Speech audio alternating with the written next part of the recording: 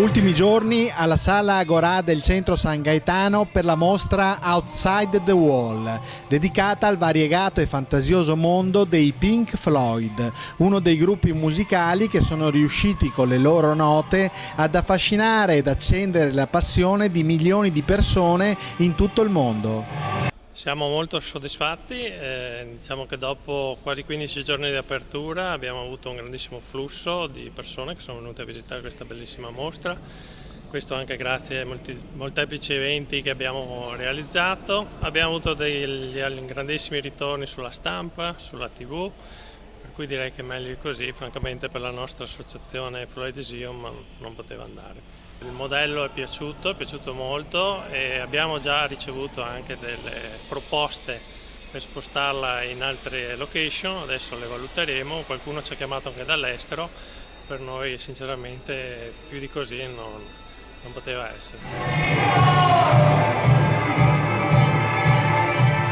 Molti gli eventi in queste giornate e le occasioni di incontro con esperti, storici e collezionisti, tra cui giovedì lo scrittore Glenn Povey, autore dei più bei libri mai scritti sui Pink Floyd, che ci ha raccontato il suo interesse per questo gruppo e per la musica in genere. As in, did I know the band?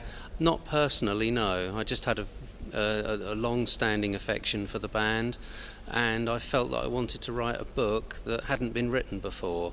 So initially it was dealing with all of their concert dates. So that was the thrust of my first and second book on Pink Floyd, was to deal with all of their live concert history, which had never been documented before. And of course this leads on to other things. I've written magazine articles, and now I've written a book called Treasures, which deals with all the different songs on all the albums and analyses those. So it's taken me in very different directions every time, but still Pink Floyd.